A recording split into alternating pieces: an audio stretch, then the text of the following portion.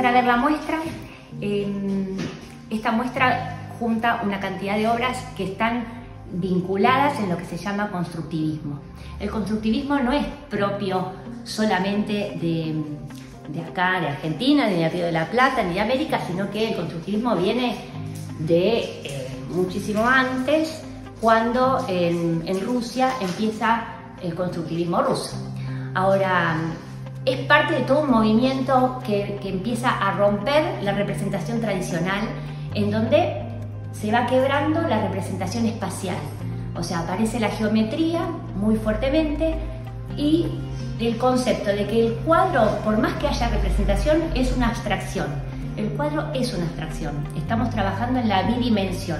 Y lo que eso va a romper es que la representación de la tridimensionalidad, simular un espacio como se empezó a hacer en el Renacimiento, ¿no? con la perspectiva atmosférica, la veduta y todo lo que quería hacer una simulación de tridimensión en un plano bidimensional, el constructivismo y otros movimientos, no fue únicamente ese, empiezan a romper esa simulación para hablar de la abstracción en el plano, en la bidimensión. Entonces, nosotros vamos a ver cómo la representación va a empezar a acomodarse en una retícula plana bidimensional. Eso fue un proceso, ¿no? Y va a tener distintos matices de acuerdo a el artista, por supuesto, pero también al desarrollo de ese artista, porque los artistas constructivistas se formaron tradicionalmente, se formaron con la representación de la naturaleza muerta o del paisaje, ¿no?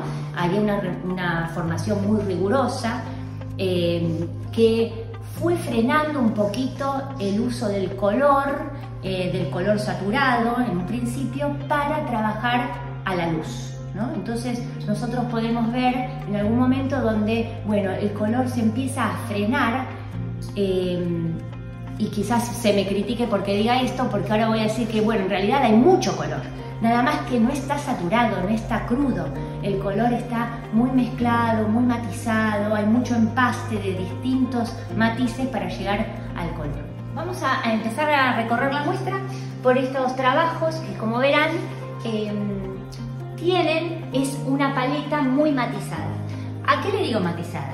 Que algunos van a decir, ay, pero es una paleta de tierras. Bueno, ojo con eso porque hay muchísimo color.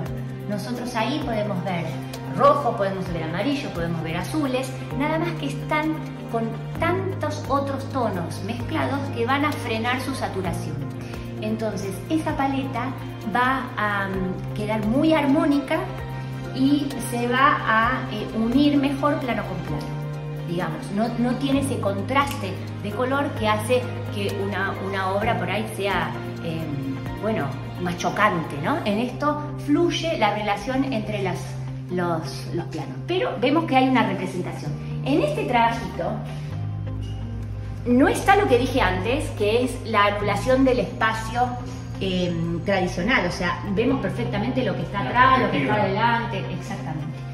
Pero en ese dibujo ya vemos cómo está construido en base a la ortogonalidad. ¿A qué se llama ortogonalidad? Verticales y horizontales, armando una retícula compositiva. Más de Burbidge, claro. Hay obras que se nota mucho y hay otras que está solapado, como que esa estructura está, pero no está tan expuesta. En esto nosotros podemos ver los verticales bien alineadas, las horizontales, hay una retícula de ortogonalidad que empieza a armar la composición. Es bien distinto de Augusto Torres, que es hijo de Joaquín Torres García, que fue el que comienza con todo este proyecto en Montevideo.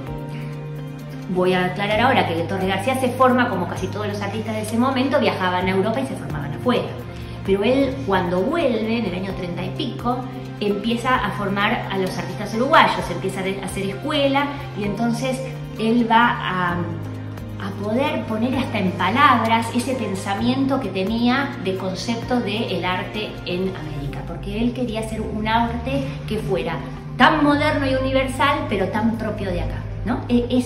esa bisagra entre lo que él había aprendido en Europa, esa modernidad que veía y lo nuestro propio. Por eso aparece siempre el río, porque Uruguay es el río, ¿no? Entonces, bueno, eso es muy característico. Y la paleta también, ¿no? Y la paleta que es bien propia. Bueno, en este entonces de Augusto Torres ya vemos que está anulada esa relación espacial de la perspectiva. Acá realmente hay un trabajo en bidimensión, en donde aparece también esa estructura geométrica que arma la composición y que está muy relacionada con la regla de oro, el número áureo, que trabaja con un rectángulo áureo que va como acomodando esos espacios en una perfección. La medida, el número de oro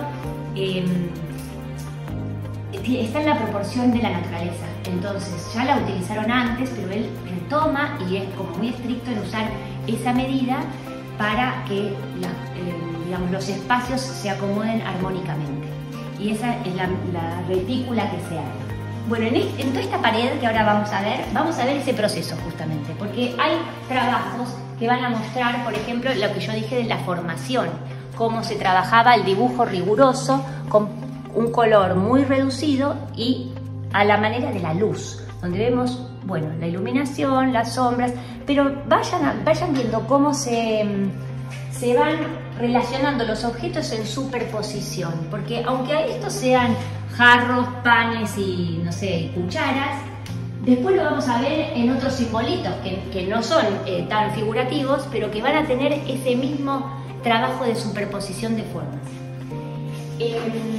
En este trabajo, que está firmado desde el taller Torres García, o sea, los discípulos de Torres tenían un orgullo de identidad, que su firma, además de poner su nombre, que bueno, ahí dice Arpuy, ponían TTA, o sea, somos del taller Torres García, o sea, es un orgullo pertenecer a ese taller. Eran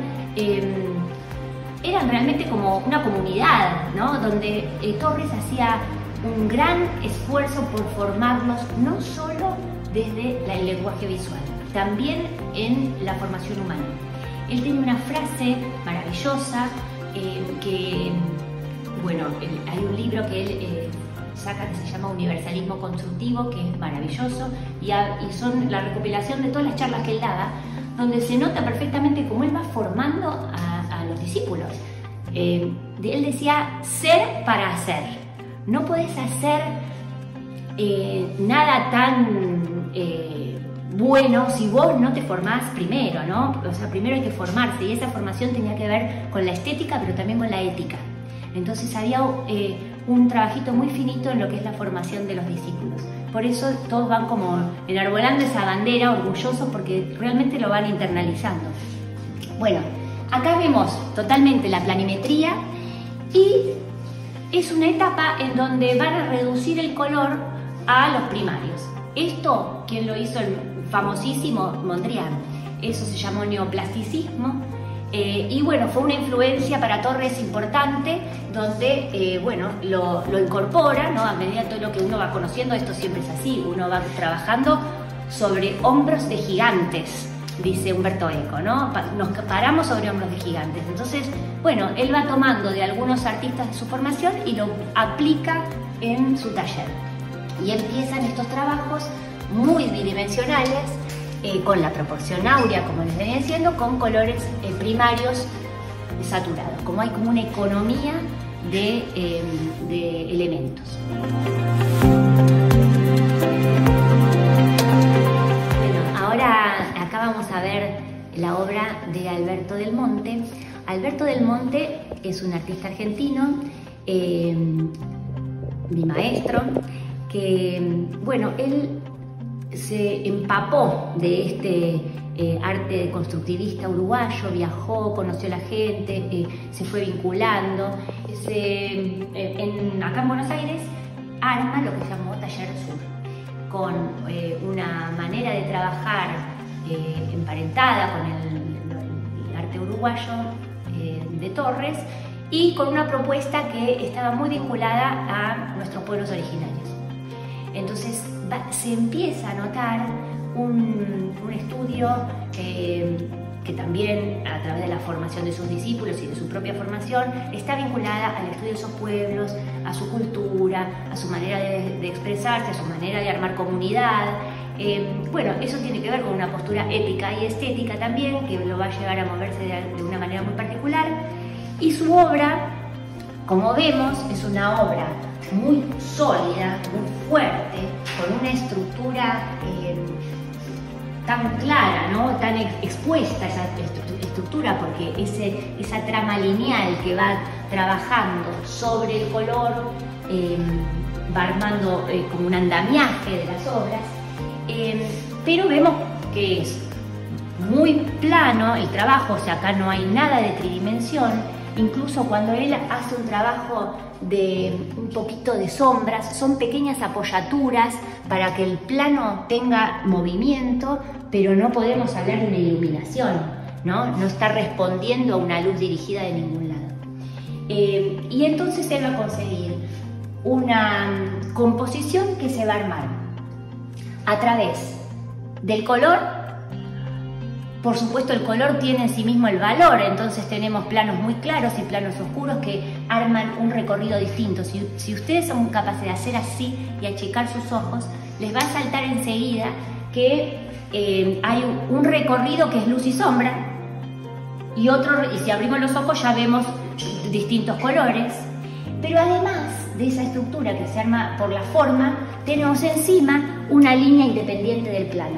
O sea, la línea en Del Monte no es la línea de contorno de ningún plano, la línea se mueve independiente y va atravesando los distintos planos. Entonces va armando una composición adelante de la otra, una composición por planos, una composición por color, una composición por retícula lineal. Esto le hace, es una obra tan sólida que necesita ese ancho de caja para sostenerse, ¿no? Porque parece de piedra y tiene mucho que ver con las piedras del Imperio Inca, esas estructuras de piedra que van encastradas unas en otras, y bueno, y en los signos aparece el signo, que es algo que Torres va a utilizar también mucho, porque en esas retículas de constructivistas de Torres también va apareciendo el hombre, la mujer, el sol, la luna, las estrellas, ¿no? Son signos o símbolos universales que van a dar como un poquito de imagen adentro de cada plano. Estos trabajos que estamos viendo de Adolfo Nigro aparece un espíritu más lúdico, y que quizás sean los trabajos más conocidos, donde él empieza la gente lo empieza a identificar con esto, pero seguramente les haga acordar un poquito a Sul Solar, porque aparece la representación de elementos que por ahí están superpuestos, por ahí están tapados unos por otros, por ahí están como flotando en el aire, una reminiscencia a los elementos de Chagall que andan ahí dando vueltas por el cielo. Y fíjense que a pesar de ser bien diferente de lo que mostré recién de Del Monte, aparece la misma apoyatura.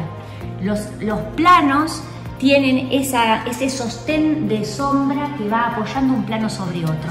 Nada más que acá hay elementos figurativos y arman una pequeña narración, como si fuera un cuento de una historia, lo podemos recorrer. Con más color, con menos color, el mismo trabajo. Del Monte y Nigro, junto con Julián Agosta y Adrián Dorado, formaron en el año 89, creo, si no me equivoco, el grupo Ojo del Río. Y bueno, ellos estaban unidos justamente por este trabajo de Bien del Río de la Plata, uniendo un poco este constructivismo con los pueblos americanos, y aparece esa necesidad de plasmar al hombre vinculado con lo sagrado.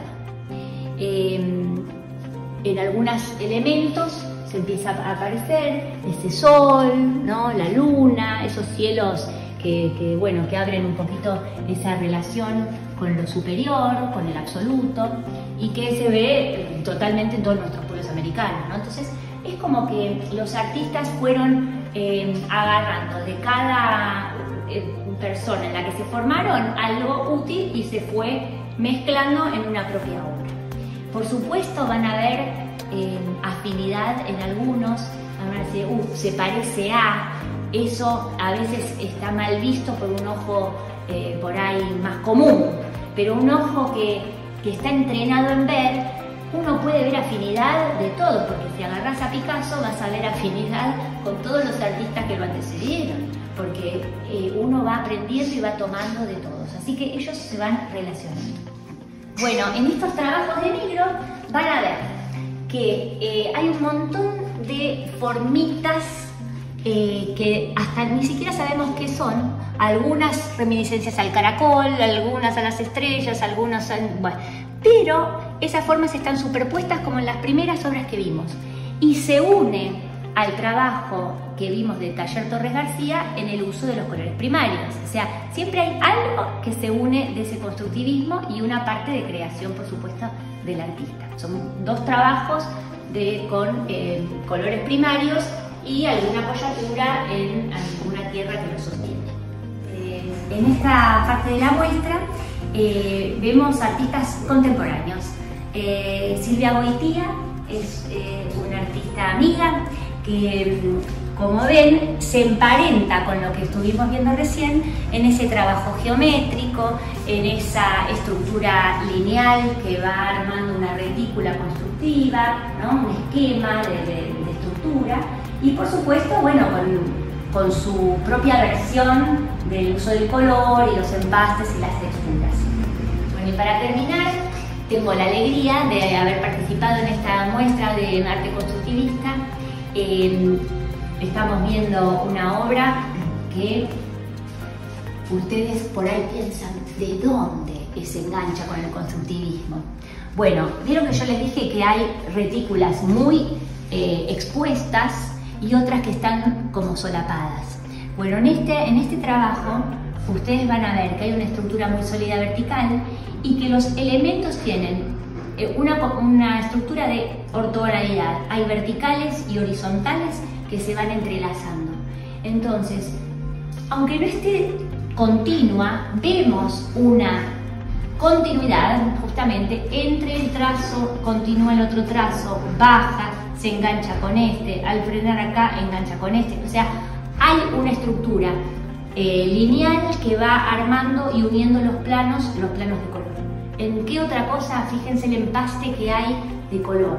No tenemos un color puro, salvo en un detalle de atención. El resto de la paleta está trabajada como los artistas que mostré al principio, en donde son muchos colores que forman un matiz y entonces va dando como una vinculación muy armónica y muy sólida entre esos planos. Bueno, y si vemos que tiene un contraste mucho más alto, nuevamente hay una estructura muy fuerte con ese rectángulo rojo que contiene el negro, que contiene la trama lineal, la retícula gris sobre los planos, y bueno, y los signos, ¿no? Que habíamos hablado de los signos. Bueno, los signos aparecen en mi obra y tienen un significado personal pero universal. Este universalismo constructivo de Torres García pone al hombre americano y el hombre del Río de la Plata como un ser universal. Es de acá, pero tiene toda esa cosmovisión propia del lugar con lo que le pertenece al ser humano en general. Por eso él es como una hermosa bisagra entre el arte del mundo y el arte propio del lugar.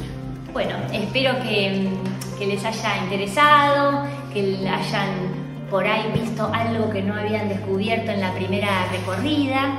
Y bueno, para mí fue un placer enorme, primero, estar en esta galería, hoy en el arte, que me invita a hacer estas intervenciones. Y bueno, y con la gratitud a mis maestros, que son los que me formaron, por supuesto todos los de la Escuela Nacional de Bellas Artes, pero en especial a Osvaldo Dubati, que también estaba alineado en este espíritu constructivista, y a Alberto del Monte, lo tenemos acá atrás y que me va a acompañar siempre. Gracias.